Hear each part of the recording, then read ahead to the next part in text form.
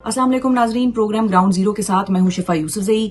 पाकिस्तान तहरीक इंसाफ के साबिक रहनुमा और साबिक वफाकी वजीर फवाद चौधरी साहब ने पाकिस्तान तहरीक इंसाफ की पूरी क़यादत पर अदम एतमाद का ऐलान कर दिया है और साथ ही साथ उन्होंने इमरान खान की रिलीज के लिए एक रिलीज कमेटी बनाने और दीगर इकदाम उठाने का भी ऐलान किया है। अब पाकिस्तान तहरीक इंसाफ के अंदरूनी झगड़े और अंदरूनी मामलात अभी थमे न थे। शेर अफजल मरवत साहब के पाकिस्तान तहरीक इंसाफ से निकाले जाने के बाद कि फवाद चौधरी साहब ने भी ये ऐलान जंग या तबले जंग जो है वो बजा दिया है पाकिस्तान तहरीक इंसाफ के हवाले से। बात करेंगे और ये जो अंदरूनी मामलात हैं, अंदरूनी जो ये लड़ाई झगड़े या इख्तिलाफात हैं, इनसे इमरान खान का कॉज या पीटीआई का कॉज कितना मुतासिर होगा। हमारे साथ मौजूद हैं पाकिस्तान के साबिक वफाकी वजीर और सीनियर सियासतदान फवाद चौधरी साहब। जी अस्सलाम वालेकुम फवाद साहब। जी अस्सलाम वालेकुम। बहुत शुक्रिया फवाद चौधरी साहब, आपने वक्त निकाला प्रोग्राम के लिए। सबसे पहले तो ये बताइए कि आज आपने एक इमरान खान की रिहाई के लिए एक रिलीज कमेटी बनाने का ऐलान किया है। इस रिलीज कमेटी में कौन कौन शामिल होगा और इस रिलीज कमेटी का मैंडेट होगा क्या? देखिए, आज इमरान खान को जेल में 560 से ज़्यादा दिन हो गए हैं और जो मौजूदा लीडरशिप है तहरीक इंसाफ की, वो मिजरेबली नाकाम हुई है इमरान खान को जेल से निकालने के लिए कोई भी एफर्ट करने के। आज भी अगर आप देखें तो इसमें इतनी अकल नहीं है कि आज जब इमरान खान को उन्होंने 24 घंटे हो गए हैं कि उन्हें डेथ सेल में डाल दिया गया है और उनकी तमाम जो उनकी सहूलियात हैं वो वापस ले ली गई हैं, तो बजाय इमरान खान के ऊपर प्रेस कॉन्फ्रेंस करने के आज एक हफ्ते के बाद 8 फरवरी के इन्हें पतन की रिपोर्ट याद आई और आज उन्होंने उसके ऊपर प्रेस कॉन्फ्रेंस की। इसका मतलब ये है कि जो मौजूदा लीडरशिप है उनकी ना तो कैपेसिटी है और वो इंस्टॉल किए गए हैं एस्टैब्लिशमेंट की तरफ से actually to kind of create an environment जिसमें इमरान खान जेल में रहे। ये देखिए, इस वक़्त मैं जो पीटीआई में नहीं हूँ बकौल उनके, मेरे ऊपर 48 मुकदमे हैं। हमारे अकाउंट्स फ्रीज़ हैं, हम ईसीएल के ऊपर हैं, मुल्क से बाहर नहीं जा सकते। दूसरी तरफ जो ये लोग हैं जो पीटीआई के हैं सो कॉल्ड, इन्होंने सलमान राजा हों, शेख वकास हों, शोएब शाहीन हों, इन्होंने या तो इनके ऊपर कोई केस है ही नहीं है या ये नॉन सीरियस 2-3 केसेस उनके ऊपर हैं और चंद घंटे या चंद दिन से ज़्यादा ये जेल में कभी नहीं रहे। ईसीएल से ऊपर ये नहीं है, जब चाहता है बाहर जाते हैं, फंडिंग के बहाने फंडिंग करके वापस आ जाते हैं। लिहाजा इस सारे सिनेरियो के सामने रखते हुए हमने फिर यही फैसला किया है कि एक ये जो इमरान खान की रिलीज के लिए एक नुकाती एजेंडे के ऊपर इमरान खान रिलीज के लिए हम एक कमेटी तश्कील दें जिसमें ज़्यादातर जो पुराने नजरियाती लोग हैं जो पीटीआई का हिस्सा थे वो हों, क्योंकि देखिए सलमान राजा हो, वकास सकरम हो, इन लोगों को हम पीटीआई नहीं समझते। ये तो अभी शोएब शाहीन हो, ये सारे लोग तो अभी एक एक साल हुआ है एस्टैब्लिशमेंट के कहने के ऊपर पीटीआई इन्होंने ज्वाइन की है। हम लेकिन पुराने लोगों को इकट्ठा करेंगे और एक स्ट्रगल, एक मुनज़्ज़म स्ट्रगल शुरू की जाएगी इमरान खान की रिहाई के लिए, बुशरा बीबी की रिहाई के लिए और जो पॉलिटिकल प्रिजनर्स हैं, शाह महमूद कुरैशी हो गए और उमर चीमा हो गए, जहाज चौधरी साहब हो गए, डॉक्टर यास्मीन राशिद हो गए, इनकी रिहाई के लिए। ठीक है फवाद साहब, बकौल आपके इमरान खान की रिहाई ना होने की जिम्मेदार पीटीआई है, पीटीआई क़यादत है, मगर क्या आपको नहीं लगता कि पीटीआई के ख़राब ताल्लुकात जो इस्टेब्लिशमेंट के साथ हैं वो बेसिकली ज़िम्मेदार हैं इमरान खान साहब की रिहाई ना होने के? तो जब तक इस्टेब्लिशमेंट के साथ पीटीआई के ताल्लुकात ठीक नहीं होंगे तब तक इमरान खान साहब जेल में कैद ही रहेंगे, जेल से रिहा नहीं हो सकते। इमरान खान के साथ एस्टैब्लिशमेंट के खराब ताल्लुकात हैं। पीटीआई की मौजूदा लीडरशिप के साथ एस्टैब्लिशमेंट के ताल्लुकात बहुत अच्छे हैं। मसलन आप मुझे बताइए ना कि ये जो सारे लोग हैं इस वक़्त वो तो रोज़ मुलाकातें भी करते हैं, उनके ऊपर कोई पर्चा भी कोई भी नहीं है, उनका आना-जाना भी बड़ा आसान है। उनके लिए बज़ाहिर कोई प्रॉब्लम भी नहीं है। ये सारी प्रॉब्लम तो हमारे लिए हैं और इमरान खान के लिए हैं, उनकी बेगम के लिए, उनकी फैमिली के लिए। इमरान खान से ताल्लुकात जो एस्टैब्लिशमेंट के ख़राब हैं, उसकी वजह से ये है। और फिर दूसरा पहलू ये है कि जिस तरीके से एक एलिमेंट इसके अंदर जो घुसा हुआ है, जिन्होंने पाकिस्तान के अंदर शहदा के मज़ाक उड़ाना, चीज़ें करना, वो भी किया है, जिसकी वजह से ताल्लुकात उधर भी ख़राब। फवाद साहब, इस्टेब्लिशमेंट की बात हो रही है तो इमरान खान साहब ने हालिया दिनों में इस्टेब्लिशमेंट को 3 खतूत लिखे हैं, ओपन लेटर्स 3 लिखे हैं और 8 फरवरी के इंतखाबात के हवाले से बात की है, दीगर इशूज उठाए हैं उन खतूत में, और साथ ही इस्टेब्लिशमेंट से अपनी मौजूदा पॉलिसीज को भी तब्दील करने या उन पर भी नजरसानी करने की बात की है।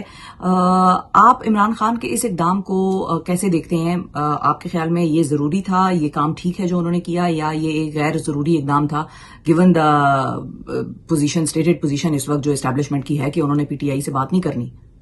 देखिए, पॉलिटिकल लीडर क्या करेगा? पॉलिटिकल लीडर ने बंदूक लेके तो नहीं निकल जाना पहाड़ों पे।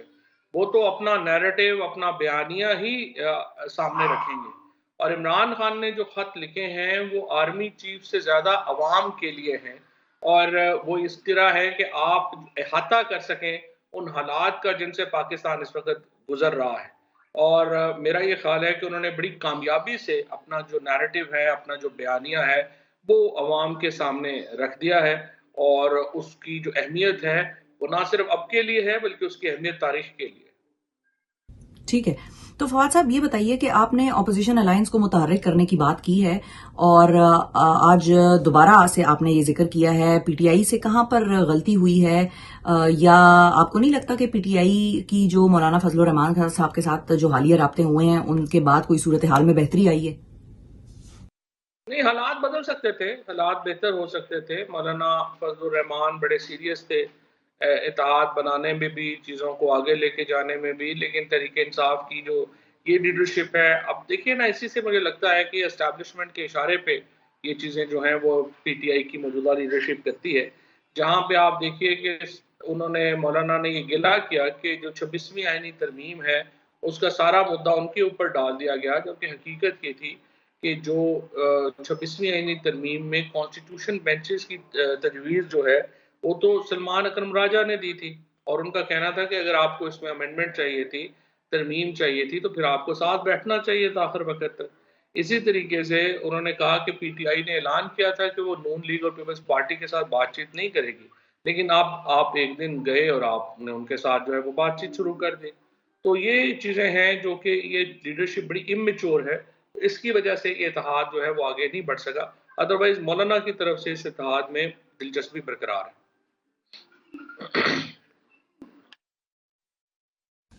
अच्छा फवाद साहब, आपने आज सलमान अकरम राजा को, जो कि पीटीआई के सेक्रेटरी जनरल हैं, और साथ ही साथ रऊफ हसन साहब को के बारे में ये कहा है कि ये लोग नजरियाती लोग नहीं हैं। तो फवाद साहब, सवाल ये नहीं पैदा होता कि अगर ये नजरियाती नहीं है, अगर सलमान अकरम राजा भी नजरियाती नहीं है, तो फिर इमरान खान साहब ने इनको इतने अहम ओहदों पर क्यों फाइज किया हुआ है? वो इसलिए मिले हुए हैं कि लोगों की वजह से पीटीआई इस वक्त मुकम्मल एस्टैब्लिशमेंट के कंट्रोल में है। आपने देखा किस तरीके से इन लोगों ने 26 तारीख को जो वर्कर्स हैं उनको शहीद करवाया। और जो तीनों लोग हैं, ये तो डी चौक, क्या डी चौक के इस्लामाबाद ही नहीं, ये तीनों लोग आए। और मेरे ख्याल में तो जो वर्कर्स की शहादतें हैं उनकी जितनी जिम्मेदारी गोली चलाने वालों पर है, उतनी जिम्मेदारी इन लोगों के ऊपर भी है जिन्होंने वर्कर्स को वहां पे भेजा और खुद वहां से गायब हो गए। तो ये जो तमाम इक़दामात हो रहे हैं इस पॉलिटिकल कमेटी की जो क़यादत है उसकी तरफ से, वो तमाम के तमाम ऑर्केस्ट्रेट हो रहे हैं एस्टेब्लिशमेंट की तरफ से। अच्छा ये बताइए कि शेर अफजल मरवत के पार्टी से निकाले जाने पर आपका क्या टेक है? क्या आपको लगता है कि ये ठीक इकदाम था, दुरुस्त इकदाम था इमरान खान का, या आपको लगता है कि जल्दबाजी कर गए उनको पार्टी से निकालने में? हालांकि मुझे तो ऐसा लगता है कि ये खटपट काफी अरसे से चल रही थी और बार बार उनको पार्टी डिसिप्लिन को फॉलो करने के लिए बताया जा रहा था, कहा जा रहा था, बार बार उनको वार्निंग्स दी जा रही थी, नोटिस दिए जा रहे थे। तो ये कोई बड़ी जल्दबाजी तो वैसे नहीं हुई, लेकिन आपका क्या ख्याल है, क्या ये जल्दबाजी हुई है या आपको लगता है कि एकदम ठीक था? देखिए, मौजूदा लीडरशिप चाहती ये है कि कोई और पार्टी में हो ही ना। ये जो 3-4 लोग हैं, इनका बुनियादी मकसद ही ये है कि पीटीआई के अंदर इस कदर ज़्यादा तल्खियाँ हों और लोग जो हैं वो ना हों, ताकि इनका सारा कंट्रोल जो है वो बरकरार रहे। पार्टियों में हर तरह के लोग होते हैं। शेर अफजल मरवत साहब से बड़ी मेरे अपने ज़ाती बड़े उनसे ताल्लुकात अच्छे नहीं हैं और वो काफ़ी मुझे जो है वो लताड़ते भी रहते हैं। बट फैक्ट इज़, देखिए, उनकी भी यूटिलिटी है। हर शख्स की यूटिलिटी होती है। इस बात से थोड़ा आप घबरा जाते हैं कि बाकी सारे मर जाएँगे तो फिर हम नंबरदार होंगे। ये जो अप्रोच है ये तो ज़ाहिर है गलत है। और शेर अफजल मरवत साहब को भी की भी पार्टी में यूटिलिटी है, उनकी अहमियत है। ख़ुसूसन मुझे लगता है कि जिस तरह से वकला मूवमेंट है, उसको चलाने के लिए शेर अफ़ज़ल मरवत बहुत अहम किरदार अदा कर सकता है। अच्छा फवाद साहब, हफ्ते के रोज जो अडयाला जेल के बाहर आपकी और शोएब शाहीन साहब के दरमियान तल्ख कलामी हुई, हाथापाई हुई, उस हवाले से पाकिस्तान तहरीक इंसाफ का बड़ा सख्त रद्द-ए-अमल, बड़ी सख्त स्टेटमेंट जो है वो उनकी सियासी कमेटी की जानिब से आई है। इस वाक़े पे आपका क्या वर्जन है और आपको क्या लगता है इस सारे वाक़े से आपको पीटीआई में कितना नुकसान हो सकता है सियासी तौर पर? वो तो मैंने रिस्पॉन्ड कर ही दिया है और मेरे ख्याल में जो शोएब शाहीन है, इसका भी जो ज़ाहिर है उन्होंने अपने करियर का आगाज़ इंटेलिजेंस ब्यूरो के एक पेटी जो इन्फॉर्मर होते हैं, उसकी हैसियत से किया है। तो आप अंदाज़ा लगा सकते हैं कि उसका करियर क्या है और कैसे वो उसने आगे जो है वो प्रोग्रेस की है। और उन्होंने जिस किस्म की ज़ुबान इस्तेमाल की थी पहले, उसकी वजह से ये नौबत आई। बहरहाल नहीं आनी चाहिए थी, लेकिन बहरहाल मुझे उम्मीद है वो आइंदा एहतियात करें।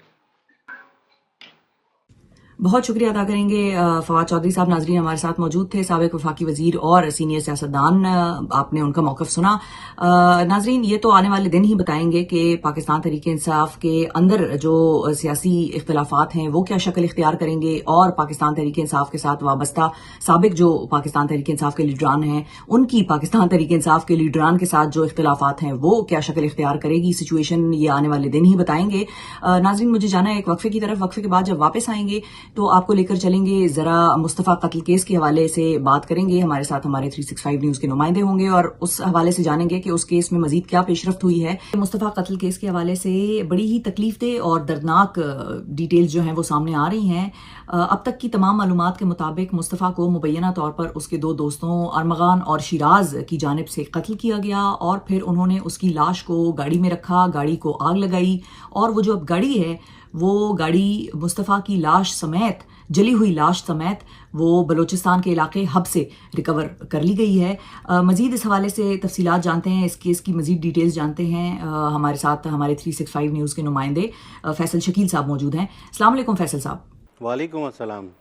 बहुत शुक्रिया फैसल साहब, आपने वक्त निकाला। सबसे पहले तो फैसल साहब ये बताइए कि इस केस के हवाले से मज़ीद क्या तफसीलात सामने आ रही हैं और क्या हक़ाइक़ जो हैं वो मज़ीद हमारे सामने आए हैं। मुस्तफ़ा कत्ल केस के हवाले से तहकीकात के दौरान हमें मज़ीद क्या पता चला है इस केस के हवाले से?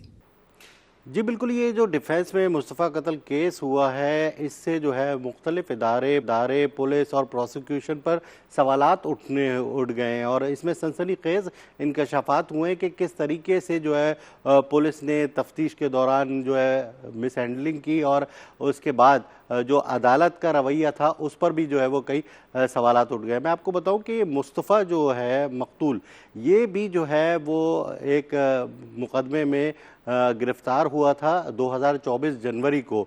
ये जो है वो मंशियात को पार्सल कर रहा था, तो उसके बाद जो है वो ये गिरफ्तार हुआ और ज़मानत पर बाहर आया। असल में मुस्तफ़ा के बारे में ये कहा जाता है कि इसकी शोहरत अच्छी नहीं थी और ये जो है वो मंशियात सप्लाई करता था। और दूसरा जो मुलजिम है अरमगान, इसके बारे में ये बताया गया है और ये चीज़ साबित हुई है कि इस पर भी जो है वो कई मुकदमात थे। इस पर पहला मुकदमा 2019 में मुर्तज़ा नामी शख्स से भत्ताखोरी के लिए इसने कॉल की और जब उसने इसको फेक कॉल समझ के जो है कोई रिस्पांस नहीं दिया तो ये अपने साथी बिलाल टेंशन के साथ उसके घर पे गया और उसको धमकियां दी मारने की। तो उसने जो है मुर्तज़ा ने मुकदमा दर्ज कराया। इसके अलावा दो अगले ही बरस जो है वो इस पर मंशियात के मुकदमात हुए। अच्छा, हैरान कुन बात यह है कि अरमगान पर जो है वो ये मुकदमात भी दर्ज थे, इश्तिहारी भी था, अदालत से मफरूर भी था और गार्ड्स के हमरा डिफेंस में बदमाशी भी करता था। इसने एक जो है इस पर एक ये केस भी हुआ कि एक शहरी की गाड़ी पर इसने फायरिंग की, वो साइड आपस में जा रहे थे तो साइड लग गया तो उस पर जो है इसने उसकी गाड़ी पर भी फायरिंग की, उसका भी मुकदमा साहिल थाने में दर्ज हुआ। तो कई मुकदमात में मुलव्विस और मतलूब होने के बावजूद अरमगान जो है वो गैर कानूनी सरगर्मियों में मुलव्विस था डिफेंस के इलाके में। इसके अलावा जिस घर से इसको गिरफ्तार किया गया है, पुलिस ने जब पुलिस वहाँ पहुँची तो फायरिंग का तबादला हुआ, इसने एक DSP और पुलिस एहलकार को ज़ख्मी किया। उसके बाद जो है वहाँ पर जब तलाशी ली गई तो 14 बड़े हथियार जो गैर कानूनी थे इसके घर से मिले, 3000 के करीब गोलियां जो हैं वो मिली और एक गैर कानूनी कॉल सेंटर जो कि बनाया हुआ था वो भी मिला है। अब ये तमाम सरगर्मियों में मुलव्वस होने के बावजूद किस तरह से जो है बगैर नंबर प्लेट वाली गाड़ियों पर ये घूम रहा था और कोई पूछने वाला नहीं था। अब दूसरी साइड पे चले हम के मुस्तफ़ा पर। मुस्तफ़ा की इससे दोस्ती थी, ज़रा ये बताते। और न्यू ईयर नाइट पर जो है इनके दरमियान एक लड़की जो है उसके ऊपर तनाज़े पर झगड़ा हुआ और उसके बाद से जो है वो सूरत हाल दोस्ती जो है वो दुश्मनी में तब्दील हो गई। 6 तारीख को मुस्तफ़ा अपने घर से डिफेंस से अपनी गाड़ी में निकला और ज़रा ये बताते कि उसको उस लड़की ने ही बुलवाया था।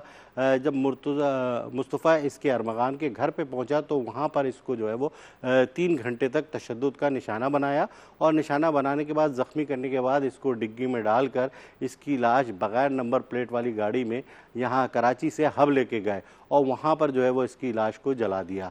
अब ईदी ज़रा ये बताते हैं कि जो लाश सोख्ता मिली पुलिस वो जो है वो नाकाबिले शनाख्त थी, उसका सर भी नहीं था, हाथ भी नहीं थे, सिर्फ धड़ था, सोख्ता किस्म की लाश थी, वो ईदी ने तदफीन कर दी। अब मुस्तफ़ा के 6 तारीख के लापता होने के बाद इसकी वालदा ने इसकी तलाश शुरू की, पता किया, सारे दोस्तों से रब्ता किया, अरमगान से रब्ता किया तो उसने जो है वो मुख्तलिफ़ किस्म के जवाबात दिए, जिस पर उसकी वालदा को पहले भी इस झगड़े के बारे में पता था कि इसका मुस्तफ़ा का अरमगान से झगड़ा हुआ है। तो उन्होंने शक का इजहार किया और कहा कि अगर तुम मेरे पास नहीं आओगे घर पर तो फिर मैं तुम्हारा नाम पुलिस की एफआईआर में दूंगी। तो उन्होंने जो है वो अरमगान का नाम दिया। लेकिन अब पुलिस का यहाँ किरदार ये है कि अरमगान का नाम मालूम होने के बावजूद पुलिस जो है वो किसी किस्म की कोई कार्रवाई नहीं की और पुलिस ने जो है वो 8 फरवरी को, यानी 6 जनवरी को ये मिसिंग हुआ है, 8 फरवरी को पुलिस ने जो है वो अरमगान के घर पे छापा मारा है और वहाँ पर फायरिंग का तबादला हुआ है। अरमगान ने डीएसपी और पुलिस एहलकार को ज़ख्मी किया है और फिर वहाँ से उसकी गिरफ्तारी हुई है। अब सनसनीखेज़ इंकशाफात अरमगान के साथ जो गिरफ्तार हुआ है शिराज उसका साथी, उसने पुलिस को बताया इस सिलसिले में कि उन्होंने जो है वो मुस्तफ़ा को कत्ल कर दिया था, उसको ज़ख्मी हालत में डाल के गाड़ी की डिग्गी में वहाँ लेके गया और उसकी लाश जला दी। फिर पुलिस को जो है वो इतने दिनों बाद लाश का पता चल सका। अब यहाँ पर पुलिस की इन्वेस्टिगेशन पर कई सवालात उठते हैं कि जब एफआईआर हो गई थी दरख्शा थाने में मुस्तफ़ा के अगवा की, तो उस सिलसिले में पुलिस ने काम क्यों नहीं किया और उसको पहले क्यों नहीं गिरफ्तार किया गया और छापे के दौरान डीएसपी कैसे ज़ख्मी हुआ।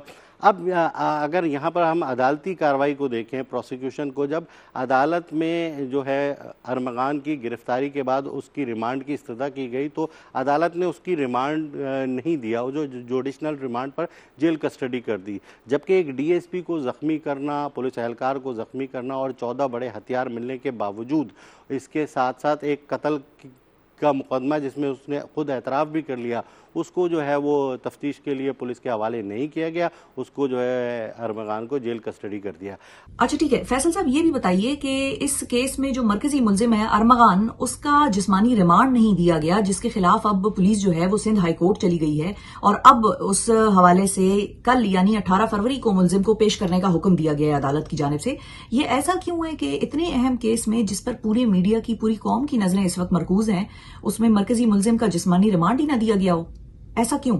अब इसमें नया जो पहलू आया है सामने के जो हुकूमत है उसने जो है वो हाई कोर्ट में आज समाअत हुई उस केस की, जो हुकूमत की तरफ से किया गया है कि अरमगान को जुडिशनल रिमांड पर पुलिस के हवाले किया जाए। इस सिलसिले में जो है वो हाई कोर्ट ने ऑर्डर जारी किए हैं कि अरमगान को और जो है दीगर मुलजिम को कल 9:30 बजे अदालत में पेश किया जाए। तो कई सवालात उठते हैं और ये भी देखा जाता है कि हमारे पोश इलाकों में किस तरह से कानून की धज्जियाँ उड़ाई जा रही हैं। बाअसर और जिसे कहते हैं रईसज़ादों के बिगड़ी हुई औलादें किस तरह की सरगर्मियों में मुलव्वस है। तो मकतूल जो है वो भी जो है वो मंशियात फरोशी में मुलव्वस था और जो मारने वाला है अरमगान वो भी जो है वो मंशियात फरोशी में मुलव्वस था। अच्छा ठीक है, और फाइनली फैसल साहब ये भी बताइए कि आज जुडिशल मजिस्ट्रेट ने मुस्तफ़ा की कब्र कुशाई करने का भी हुक्म दे दिया है। क्या वाकई ये कब्र कुशाई की ज़रूरत पड़ेगी या पड़ रही है? और मज़ीद आपको क्या लगता है कि कब्र कुशाई करने से मज़ीद कौन से ऐसे शवाहिद हैं जो मिल सकते हैं जो अभी तक नहीं मिल सके?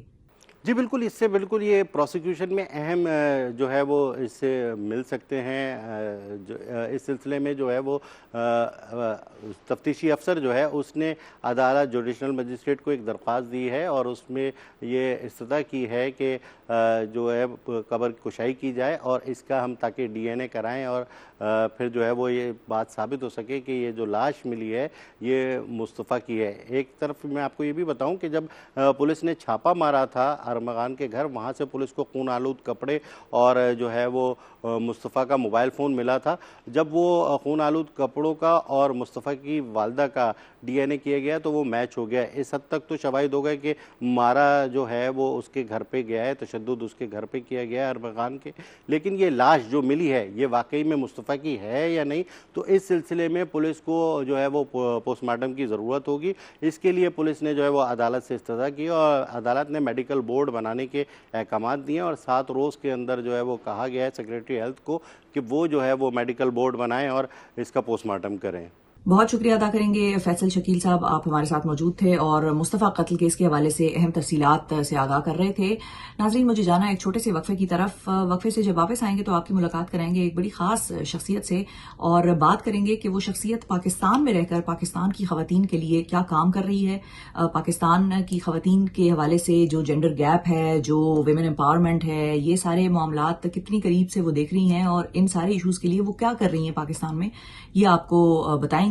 कनेडियन हाई कमीशन में मैं मौजूद हूँ इस वक्त और एक बड़ी ही मुनफरिद किस्म की, डिफरेंट किस्म की अभी हमारा एक डिस्कशन सेशन होने जा रहा है कनेडियन हाई कमिश्नर के साथ, जो कि हैं लेस्ली स्कैनियन। और ये चंद साल पहले पाकिस्तान आई थी, बल्कि 2-2.5 साल पहले ये पाकिस्तान आई थी, पोस्ट हुई थी यहाँ पर।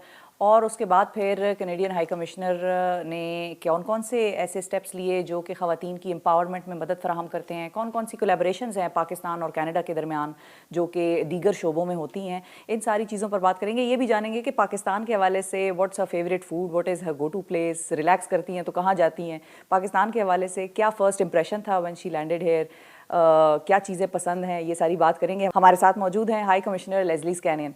Hello, good evening ji, how are you? Thank you, very well. Good to see you. Finally, we meet. So, since how many years are you in Pakistan? I've been here for 2.5 years. 2.5 years. So I was right when I was introducing you. So 2.5 years. How was your time here? What have you done all these years? And what is your favorite food? Tell us about your experience here in Pakistan. Well, I've traveled all over the country and I've eaten food from all over the country and I've loved every minute of it. I must say, I'm impressed by the diversity of Pakistan. The people are different because of, I guess, if you go up north, obviously different populations have come through at different periods of history. And you're visiting places like the Altit, obviously, but the Baltit Fort. And then you go down to Karachi and it's a really bustling city and a very different mood. And you're in Karachi. Oh, yeah, it's just, I think in Lahore, visiting the old city and with the Aga Khan Cultural Services. And we went climbing up the scaffolding to the very, like, way up tall. And then you've got the historians telling you about the mosaics and why you have a tiger and when was that representing, and it was just amazing. And I was asking the chef up in Altit, we had chap shiro, so yak meat in that deep fried bread, and it was so good. But we had like all this like keema karela, minced paratha, and I have so much Pakistani food. But in Canada, I'd never had it before coming here. And you have no problems with the spice level? No, but people here assume that I'm not going to like spice. So if I go out for dinner, people say, "Oh, you can't have that. It's going to be spicy." And I'm just like, "No, I like spice. It's okay." But there's an impression that we as foreigners probably don't like spice. I love very hot, spicy food. Right. So how is your own cooking? Have you tried cooking any Pakistani food? We have cooked some. I had the chef do some workshops with Canadian diplomats, and it was fun. Okay. Yeah. So what other cultural sites have you visited, and what has been your favorite place so far? Well, I think something that you have been really impressed with, yeah. a place that you have been mesmerized with. You know, the museum in Karachi, the Mohata Palace Museum, I went and saw a photo exhibit of Jinnah's first year as Governor General of Pakistan. The photos were amazing, but the space was beautiful and calm, and the history of the museum, the man who built it, and it went through a couple of different religious ownerships, and it was a very moving experience, I must say, to be in that house and to feel the ghosts of the past. but the photography was fantastic, and I think that really moved me. So the other museum I would highlight is the National History Museum in Lahore, which talks about partition, and the displays are of the highest quality for museum. And you need hours there. They've got recordings of people talking about their experiences. They've got artifacts that are left behind, photos. It's just an incredible museum in Lahore. I highly recommend that one as well. Okay, so if somebody who hasn't been to that museum still, you must visit. So coming towards this Ambassador for the Day program, what is it? How whoever thought of it, what was the idea behind it? Of course, it's about women. So can you explain that to our viewers? For many of us who have served as ambassador overseas, in many countries it's a very normal thing we do every year. And when I got to Pakistan, I could see that nobody had done it here. So I suggested, our public affairs team suggested when we were talking, they said, well, let's do it. And we said, great. So the first year we did it, we had a girl come from Chitral, because we do a lot of programming up in Chitral for women's empowerment through sport. And yeah, sports, yes. Yeah, and we had this great day, and we had her meet, UN agencies, and we had a food fair at the Serena, Canada, Pakistan Food Fusion event, and we were anyway, great day. And then last year, 6 embassies got together, and we had 6 girls.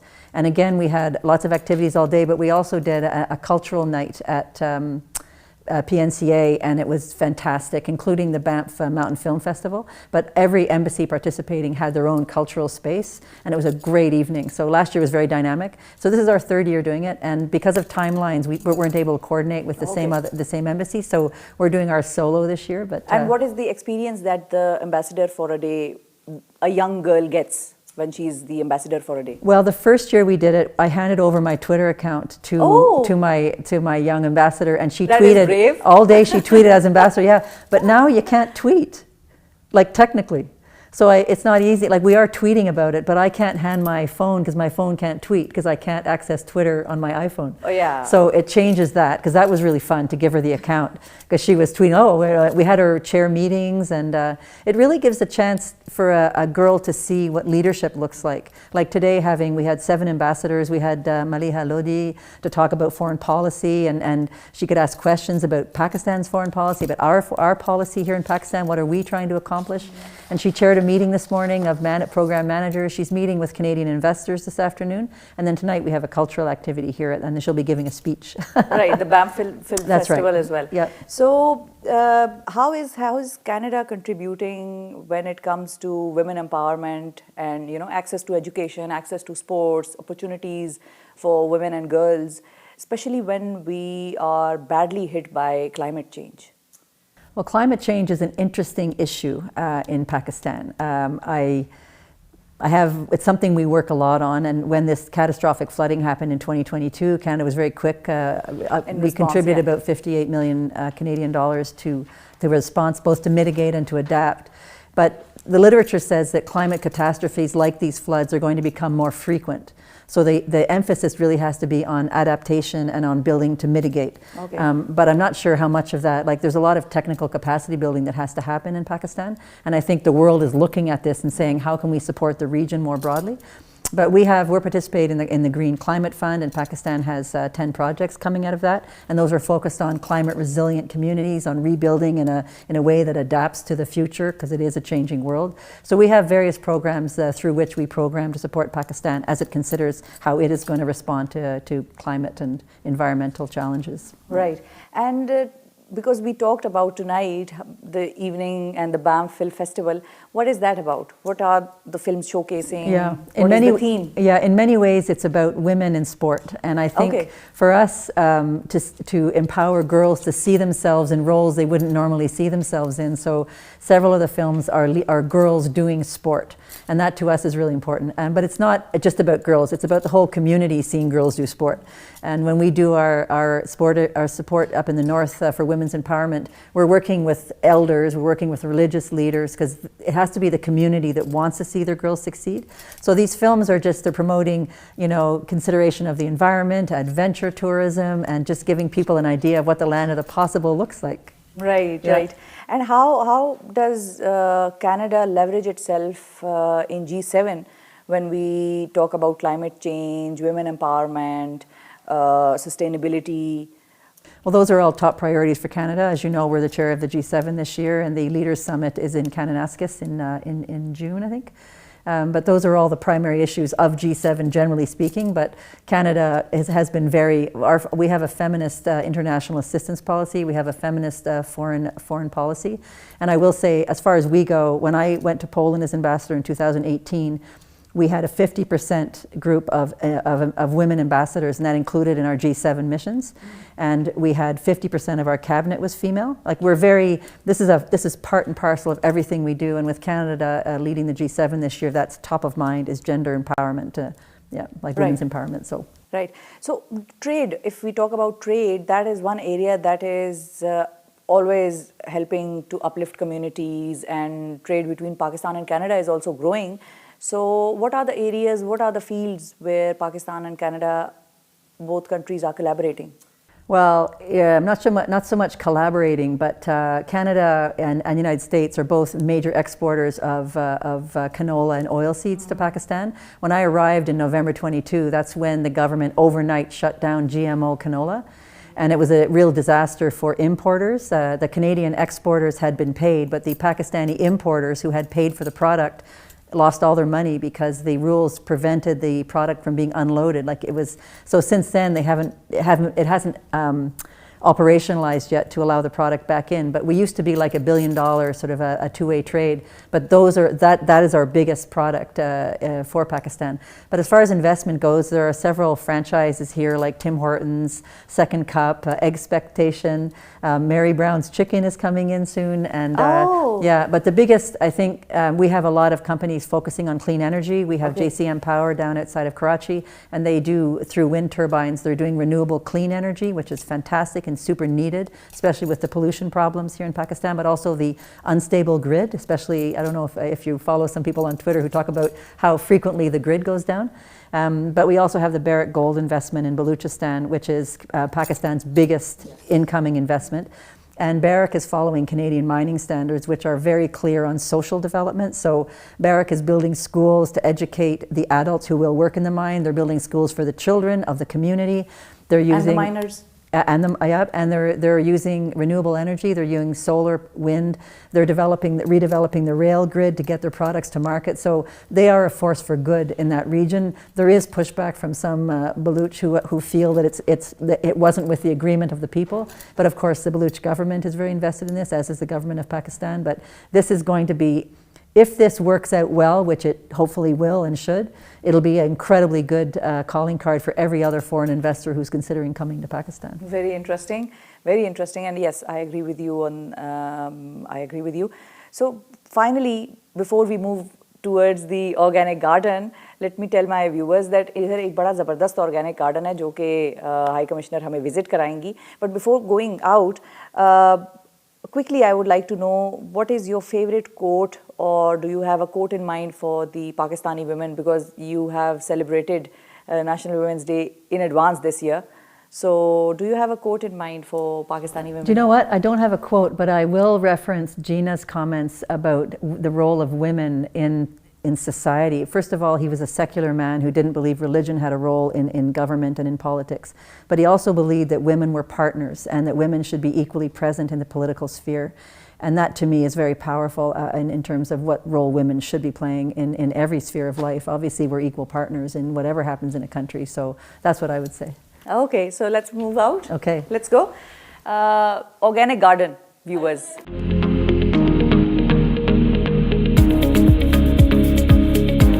When I was in Poland, we became the only mission in the entire network to have a gold classification for environmental sustainability. Really? When I came here, I started the same project again here, and we no single-use plastic. We have an electric vehicle to move between the different compounds when we're doing work.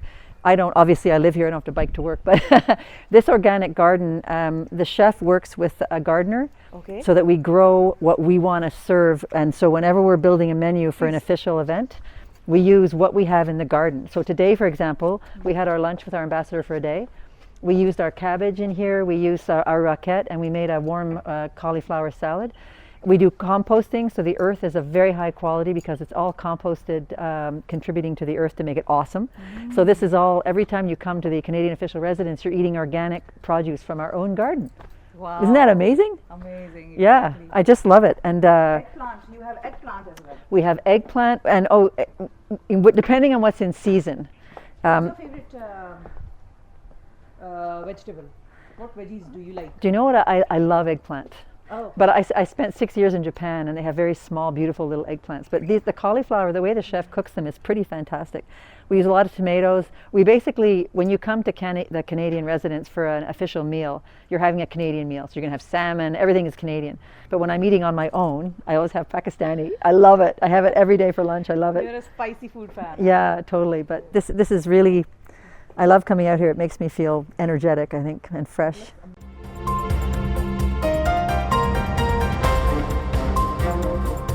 अब हम मौजूद हैं शिजा सरफराज के साथ, जो कि Canadian high commissioner हैं for a day. अब आप सोच रहे होंगे कि high commissioner for a day कैसे हो सकती हैं, या ये क्या कैसे पाकिस्तानी कैनेडियन हाई कमिश्नर हो सकती हैं। सो ये कैनेडियन हाई कमीशन का प्रोग्राम है, जिसके हवाले से आपने हमारी बातचीत और गुफ्तगू सुनी है हाई कमिश्नर के साथ भी। कैनेडियन हाई कमीशन का एक प्रोग्राम है जिसमें वो हर सूबे से, हर इलाके से पाकिस्तान की एक बच्ची को कैनेडियन हाई कमिश्नर का खिताब देते हैं एक दिन के लिए, और फिर वो अपनी ज़ाहिर एक्टिविटीज़ करती है, वो मसरूफ़ होती है, उस दिन आकर लोगों से मिलती है।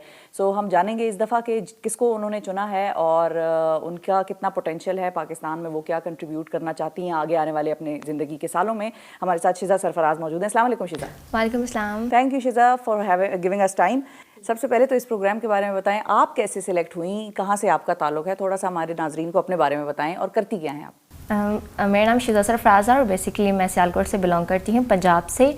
और वहाँ पे Canadian fund for local initiative जो है, वहाँ पे वो लोग NGO में थ्रू बेदारी है उनकी, वहाँ से मैंने ये सारा कोर्स किया ई-कॉमर्स का। और वहाँ पे डिफरेंट कोर्सेज जो पाकिस्तान में लड़कियों को वुमेन एम्प्लॉयमेंट के लिए जो काम कर रहे हैं वहाँ पे, कि एक लड़कियाँ कैसे ज़्यादा अपना सारा कर सकती हैं, अपना रोल कैसे प्ले अदा कर सकती हैं पाकिस्तान की तरक्की के लिए। और मैंने भी वहाँ से ही अपना कोर्स किया है। सही है। तो अब आपके आगे फ्यूचर के क्या प्लान्स हैं, उस पे जाने से पहले आज का जो दिन है आपका जो गुजर रहा है, वो कैसा गुजर रहा है, क्या एक्टिविटीज़ हैं, क्या आप कर रही हैं as Canadian high commissioner for the day, क्या चल रहा है? First of all thank you to high commissioner of Canada, जिन्होंने मेरा बहुत अच्छे से वार्मली वेलकम किया। और उसके बाद मेरी उनके मैनेजर्स के साथ एक मीटिंग हुई जो कि बहुत अच्छी रही। उन्होंने बहुत अच्छा सारा कनाडा के बारे में एक्सप्लेन किया, पाकिस्तान के रिलेशंस के बारे में। उसके बाद हम लोग मिनिस्ट्री ऑफ फॉरेन अफेयर्स में हमारी मीटिंग थी। अच्छा। यस, मैडम मरियम आफ्ताब के साथ, बहुत अच्छी लेडी हैं वो, बहुत अच्छी उन्होंने हमारा वेलकम किया और हमें मुझे गिफ्ट भी दिया। ठीक है। तो शिजा फाइनली ये बताएं कि आपका क्या प्लान है लाइफ के लिए, क्या करना है ज़िंदगी में आगे, क्या बनना है, ई-कॉमर्स के साथ ही रहना है या ई-कॉमर्स के अलावा कोई ऐसी चीज़ है जो आप करना चाहेंगी? फ़र्स्ट तो मेरा जो पर्सनल एक्सपीरियंस है और जो मैंने किया है और जिसमें मैं इंटरेस्टेड भी हूँ और इसमें काम भी मैं कर रही हूँ ऑलरेडी, मैं अपनी जॉब वगैरह भी कर रही हूँ अमेज़ॉन में। सो मेरा एक्सपीरियंस, जो मेरा इंटरेस्ट है वो सारा ई-कॉमर्स की तरफ है। तो मैं अपना ई-कॉमर्स का स्टोर बनाऊँगी, जो मैंने ट्रेनिंग भी बेदारी से ली है। सो मैं उसी फील्ड में रहना चाहूँगी। ठीक है भाई। तो टेक्नोलॉजी, ई-कॉमर्स, AI, वो सारा जो सिलसिला है वो शिजा परसू करेंगी। Thank you so much शिजा for your time और ऑल द बेस्ट। अभी तो दिन आपका बाकी है, अभी तो आप गुजारेंगी अपना टाइम हाई कमीशन में। नाज़रीन, पाकिस्तान की ख़वातीन में बेहद पोटेंशियल है, और जब हम पोटेंशियल की बात करते हैं तो उस पोटेंशियल के साथ वो रिस्पॉन्सिबिलिटीज़ लेना भी जानती हैं, वो काम करना भी जानती हैं, वो मर्दों के शाना बशाना ज़िंदगी गुजारना चाहती हैं और वो पाकिस्तान की इकॉनमी में कंट्रीब्यूट करना चाहती हैं। लेकिन उसके लिए ज़रूरत सिर्फ ये है कि उनको वो मौक़े फ़राहम हो, अपॉर्चुनिटीज़ मिलें, उन तक एजुकेशन तक उनकी रसाई हो, फाइनेंशियल इंडिपेंडेंस हो, और बस यही चीज़ें जो लड़कों को मिलती हैं वही लड़कियों को भी मिलें। तो पाकिस्तान की ख़वातीन क्या नहीं कर सकती।